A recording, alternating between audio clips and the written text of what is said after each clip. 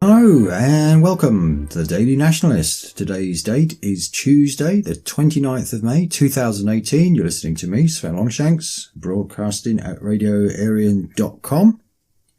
And this is the second part of our series on lost white civilizations. I think today's episode is going to be a particularly interesting one because you're going to be talking about China.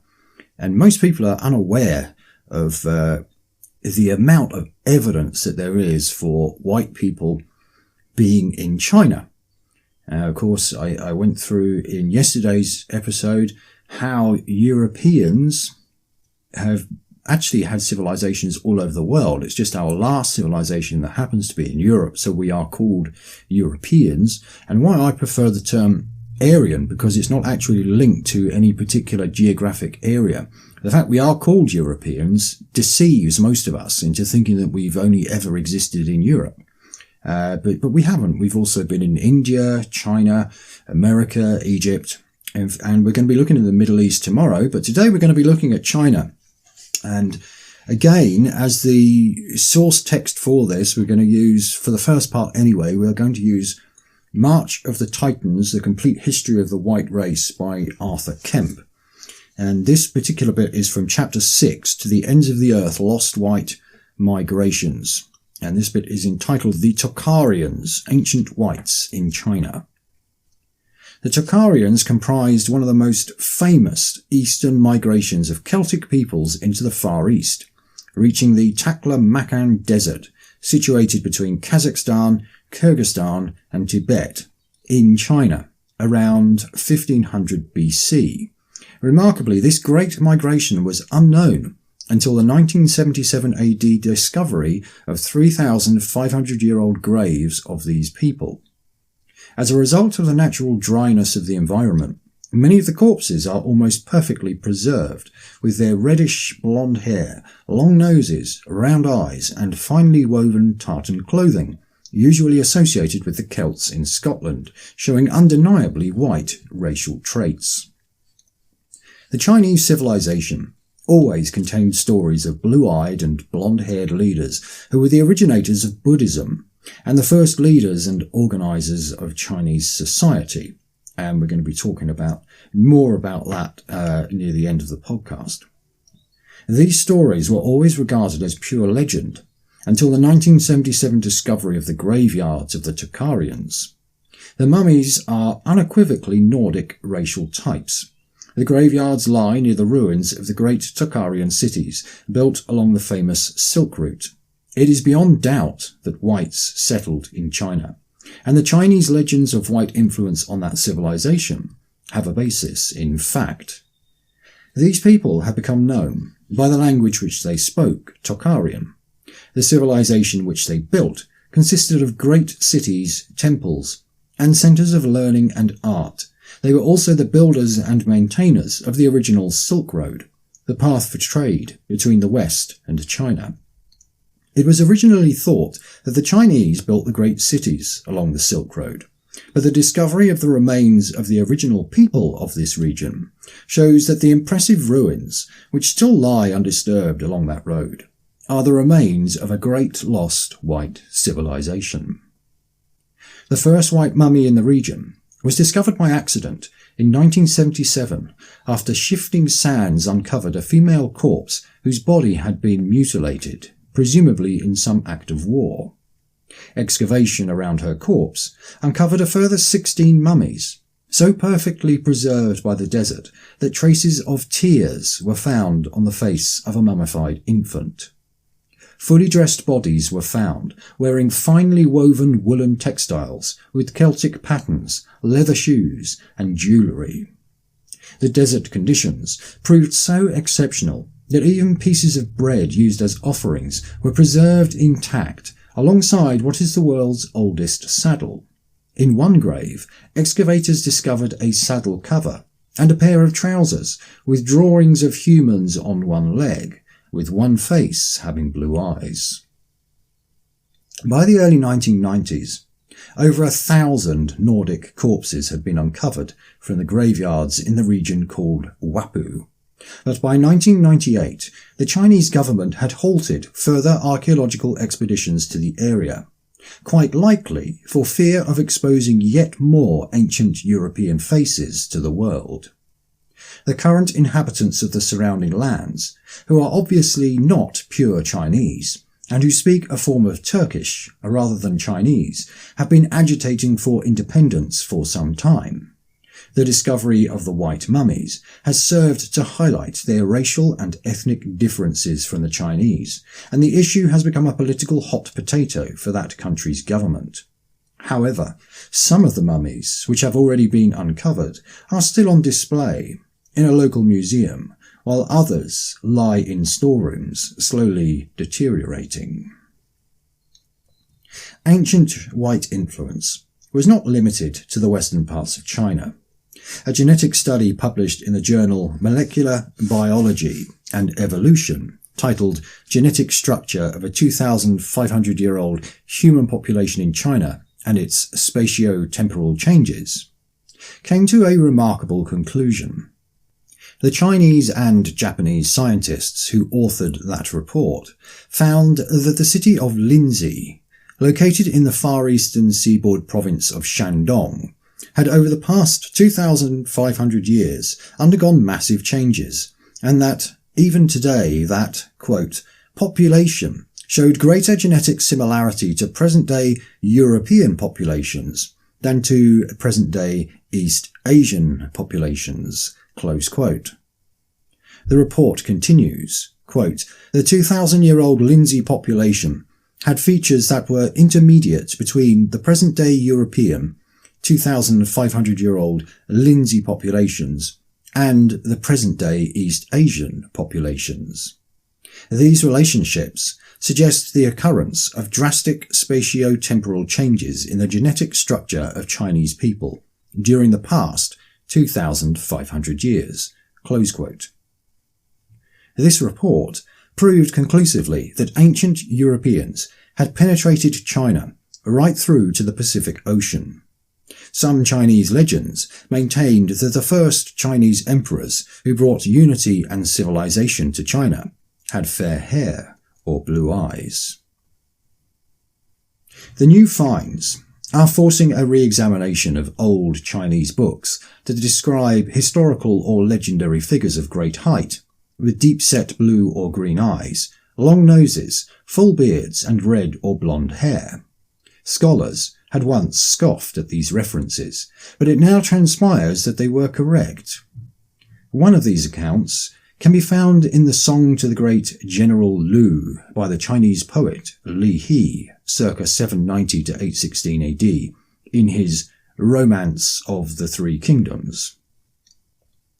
Quote, General Lu, the valiant-hearted, riding alone on scarlet hare, out of the gates of Qin to weep at gold grain mound by funeral trees, inscrutable that vaulted azure, arching over earth. This is the way the world wags in our 9 provinces, gleaming ore from Scarlet Hill, hero of our time, green-eyed general, you know thy will of heaven.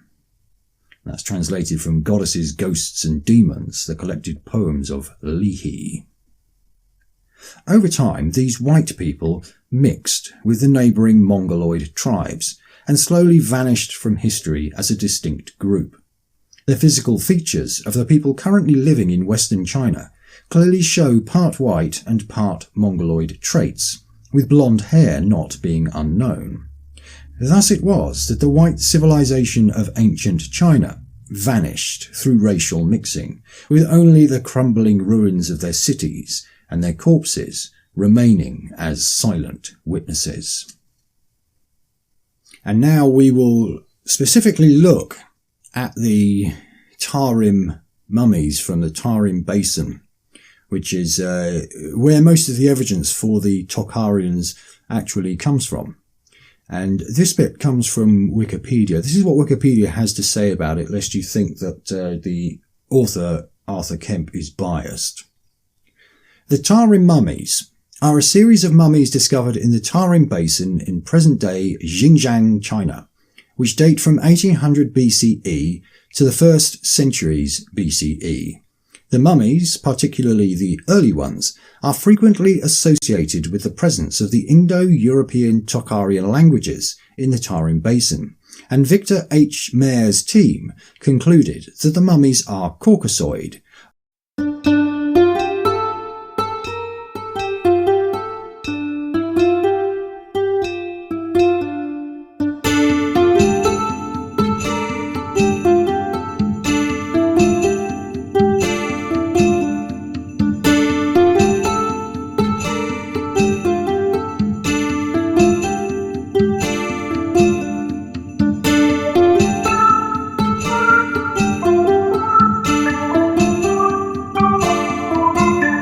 Likely speakers of Indo-European languages, such as the Tocharians.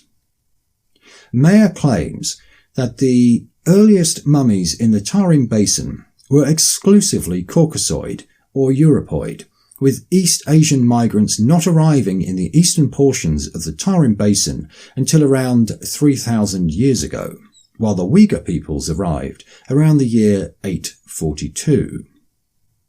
So he's saying that white people were there for 1,000 years before the Mongoloid types arrived.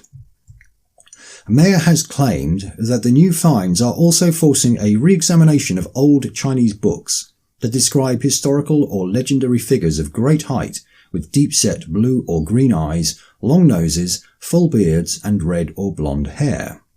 Scholars have traditionally scoffed at these accounts, but it now seems that they may be accurate. The body and facial forms associated with Turks and Mongols began to appear in the Tarim cemeteries only in the first millennium BCE, 1,500 years after the earliest Caucasoid remains are to be found. Due to the fear of fueling separatist currents, the Xinjiang Museum, regardless of dating, displays all their mummies, both Tarim Basin and Han Chinese, together. The earliest Tarim mummies, found at Quarigul and dated to 1800 BCE, are of a Caucasian physical type whose closest affiliation is to the Bronze Age populations of southern Siberia, Kazakhstan, Central Asia, and the Lower Volga. And I'll point out there, it's not saying that these mummies are anything like today's Kazakhstanis, or maybe even Siberians, because 3,000 years ago, the inhabitants of Kazakhstan and particularly the Caucasian mountains were Caucasian. They were white people. Central Asia was full of white people 3,000, 4,000 years ago. So that's why it's saying its closest affiliation is to the Bronze Age population of that area, not the today's population of that area. It's a common mistake that people make. They look at the genetic or ethnic makeup of a country today and just assume that it's always been the same thousands of years back. Continuing with the quotes, notable mummies are the tall red-haired Shashan man, or the David, 1000 BCE, and his son, a small 1-year-old baby with brown hair protruding from under a red and blue felt cap with 2 stones positioned over its eyes. The Hami mummy, 1400 to 800 BCE, a red-haired beauty found in Quetzalcoatl, and the witches of Subeshi, 4th or 3rd century BCE, who wore 2-foot-long black felt conical hats with a flat brim. Also found at Subeshi was a man with traces of a surgical operation on his abdomen. The incision is sewn up with sutures made of horsehair. So they're obviously capable of surgery. And I'll also say that the felt that they were using, that was far in advance of anything that the Mongoloids had. They were also capable of fermenting cheese, which is a chemical reaction. You have to put 2 chemical things together to make cheese, which shows that they were also, quite advanced in biological science to actually be able to do that. And of course, we can tolerate dairy products, and these other races can't. Many of the mummies have been found in very good condition, owing to the dryness of the desert and the desiccation it produced in the corpses.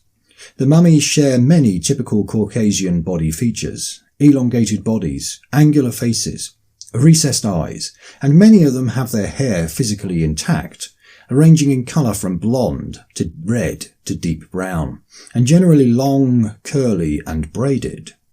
Their costumes, and especially textiles, may indicate a common origin with Indo-European Neolithic clothing techniques or a common low-level textile technology. And this was a really important find, because normally when you find bodies, all the clothing has just disintegrated over the years. But what they actually found here was that they still had clothes.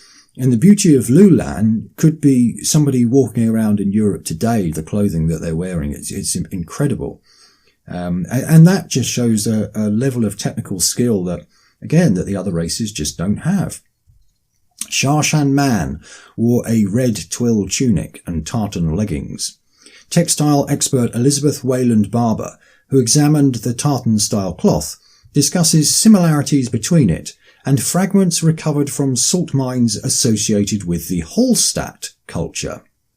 As a result of the arid conditions and exceptional preservation, tattoos have even been identified on mummies from several sites around the Tarim Basin. And that's important that she says that it has similarities with the Hallstatt culture. Of course, that's in Europe. But they have no way to actually connect up the people in Europe with the people in China. This is the bit that they are missing, because they seem to have an inability to understand that white people did not just exist in Europe. We've been everywhere else as well. And I have a lot more evidence to actually show that as well. I'll just move on to the next load of quotes that I've found for us here. And this is to do with dolmens. Now, wherever white people have been, we find dolmens and standing stones and stone circles. We find them all around the world. We have them all over Britain. And they claim that in Britain they were built by the Mediterranean race, the smaller version of the Nordic. And it was in the Neolithic times, but not in the Bronze Age times. And the difference with the dolmens in Korea is that they were actually built in the Bronze Age times. And again, they have a lot of questions about these dolmens, which could be solved by looking at the evidence of the human remains that are left there. But I can't find any tests that have actually been done on the human remains. They do remark that they have found them, but they don't actually say what the results of them were, probably because they want to hide the results of them. These quotes that I've got here are taken from a few sites, and we'll start with Korea. Korea has a long history of human habitation, indicating settlement from the north. In fact, there is some disputes as to whether the first inhabitants were Proto-Caucasian and were only then followed by people of Mongoloid stock. Well, we've just seen in the last references to the mummies from the Tarim Basin that yes, they were Caucasian, and yes, they were there before the Mongoloids. And Korea is pretty much along the same line of latitude as the Tarim Basin. It's just a little bit further south. So these people were travelling on the Silk Route to China. They would have got as far as Korea and Japan, as we see from the evidence here. The president of the World Megalithic Association in Korea, Yoo In-hak, claimed in 1999 that 25,000 dolmens still existed in Korea, as opposed to 80,000 dolmens and standing stones 30 years previously. Most have been destroyed by land development, construction and ignorance. And the largest dolmen, Bugunri, in Korea, is 7.1 times 5.5 meters in size. I mean, that must be a huge capstone. Most of the dolmens are located in the northwestern and southwestern parts of the peninsula. Dolmens are also located in the western part, but in the smaller groups. Researchers believe that there could have been even more dolmens in Korea, but many of them were built near the seaside and destroyed during storms. Nowadays, the majority of them, which have survived intact, are located in Jeolla province, which includes up to 20,000 of them. Most of the dolmens worldwide are dated to the Neolithic period, circa 4000 to 2000 BC. But in Korea, the dolmens are far younger, suggesting the migration of populations from Europe or North America to the Korean peninsula. The new inhabitants could have brought the tradition of building the famous Neolithic tombs into Eastern Asia. This is one of the more rational explanations for the existence of Bronze Age dolmens in this part of the world. Researchers have noted similarities between the Neolithic culture of Europe and the Bronze Age culture in Korea. The analogies between religions, types of graves, and artifacts discovered in tombs suggests that maybe one day the researchers will discover the key that confirms that the Bronze Age people of Korea were linked to tribes from other regions. For example, Europe. Well, they were linked biologically. I mean, that is not in doubt when you look at these Caucasian mummies that were found in the Tarim Basin. Archaeological evidence illustrates that Bronze Age culture spread down into the Korean peninsula from Manchuria, especially the Sungari and Lao river basins, mixing with the indigenous Neolithic population around 1500 BC. This new culture likely created a societal elite which was responsible for and was honoured by the erection of dolmen tombs. The presence on the Korean islands of Jeju and Kanghwa and areas of Japan of similar dolmens suggests that the cultural wave did not stop at the Korean mainland, but also crossed the relatively narrow straits to the Japanese islands. And of course we do find traces of European DNA among the Japanese. One curiosity which historians and archaeologists have yet to solve is why the finds in the tombs vary and those with more precious bronze goods are actually the least impressive dolmens. The significance of the size of the capstone has also been debated among scholars, and whether that signifies the status of the buried individual within. Exactly how the stones were erected is an additional source of disagreement. And another issue is the great similarity between Korean and European dolmens, for example, like the ones at Karnak and Loch Mariaqueri in France, but without any evidence of contact between the two areas at the time of construction. And I would say they don't need to have evidence of contact. I mean, it's because it was white people doing this, and we naturally do it. Wherever we go, we build these structures. And where they're saying that it was the elite that were buried in these dolmens, well, they obviously had people, servants around them, which were the Mongoloid peoples. And over time, they must have interbred with these Mongoloid peoples, and that's why Japanese, Korean, Chinese, they all have traces of European DNA there. And there's no mention made of these dolmens in Arthur Kemp's book, but I think it's corroborating evidence for what he's already said with the Tarim mummies. I mean, this is the same people that were building these dolmens, that were putting the bodies in the salt pits. Obviously, they didn't have rocks there that they could build dolmens, and they would just buried them in the salt, and their bodies remained intact because there wasn't any damp there to cause them to degrade.